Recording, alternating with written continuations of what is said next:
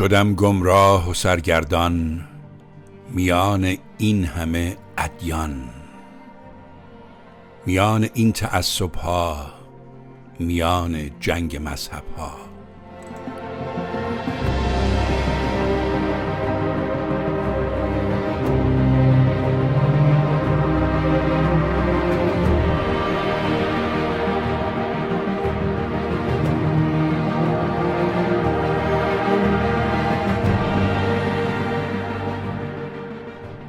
یکی افکار زرتشتی، یکی افکار بودایی، یکی پیغمبرش مانی، یکی دینش مسلمانی.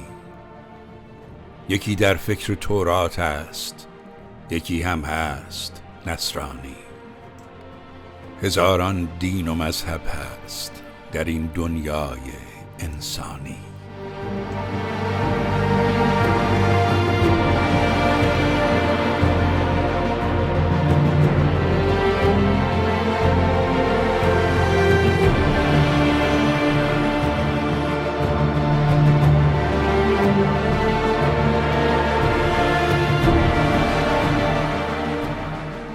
خدا یکی ولی اما هزاران فکر روحانی. رها کردیم خالق را گرفتاران ادیانی.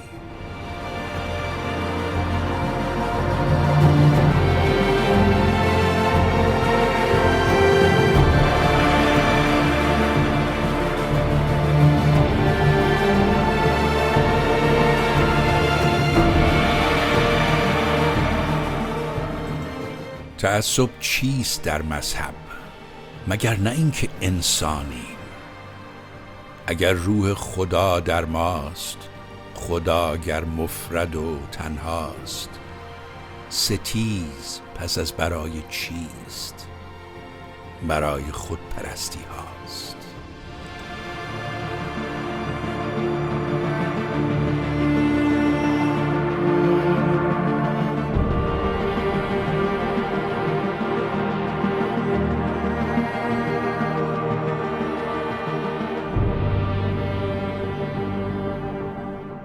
من از عقرب نمی ترسم ولی از نیش می ترسم.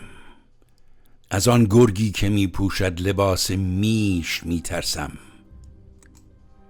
از آن جشنی که اعضای تنم دارند خوشحالم، ولی از اختلاف مغز و دل با ریش می ترسم. هراسم جنگ بین شعله و کبریت و هیزم نیست. من از سوزاندن اندیشه در آتیش می ترسم.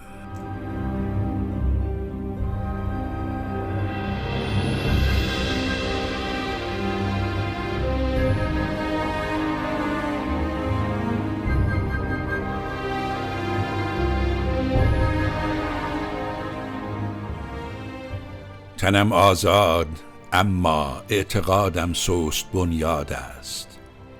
من از شلاق افکار تهی بر خویش می ترسم.